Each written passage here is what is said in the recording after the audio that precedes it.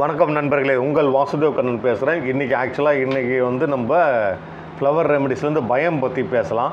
ஒரு ஃப்ரெண்டு கேட்டார், பயத்துக்கான flower remedy மிமுலஸா அப்படின்னு கேட்டார். இது வந்து ஒரு பொதுவான ஒரு கருத்து.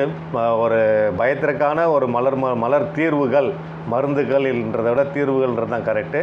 அந்த மலர் தீர்வுகள் வந்து மிமுலஸ்ன்றது கரெக்டு தான். ஆனால் பயத்திலே பார்த்தீங்கன்னா நிறைய இருக்குது. ஒரு தெரிந்த பயம்னு இருக்குது, தெரியாத பயம்னு இருக்குது, அதிர்ச்சினால் ஏற்படக்கூடிய ஒரு பயம் இருக்குது, கண்ட்ரோலே பண்ண முடியாத ஒரு பயம் இருக்குது, பயத்தின் உச்சகட்டம் மரண பயம், அந்த மாதிரி பயம் இருக்குது, காரணமே இல்லாத பயம் இருக்குது.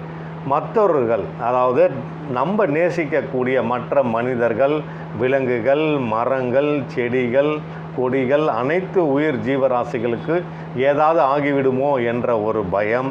அந்த மாதிரி கரெக்டான இதுதான் பயம், இந்த காரணத்துக்காக தான் இவர்கள் பயப்படுகிறார்கள் அப்படின்னு தெரிஞ்சு அந்த பயத்திற்கு சரியான மலர் தீர்வுகள் நீங்கள் எடுத்தீங்கன்னா அந்த பயத்திலிருந்து வெளியே வரலாம்.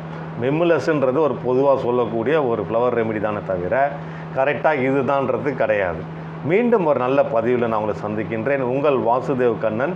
ஏன் நான் இதை சொல்கிறேன்னு கேட்டிங்கன்னா, கரெக்டாக அவங்களுடைய மன உணர்வுகள் என்ன சொல்லுதோ அந்த உணர்வுகள், அந்த எண்ணம், கரெக்டான அந்த எண்ணங்களுக்கு ஏற்ப மலர் தீர்வுகள் கொடுக்க பழக்கப்படுத்தி கொள்ளுங்கள்.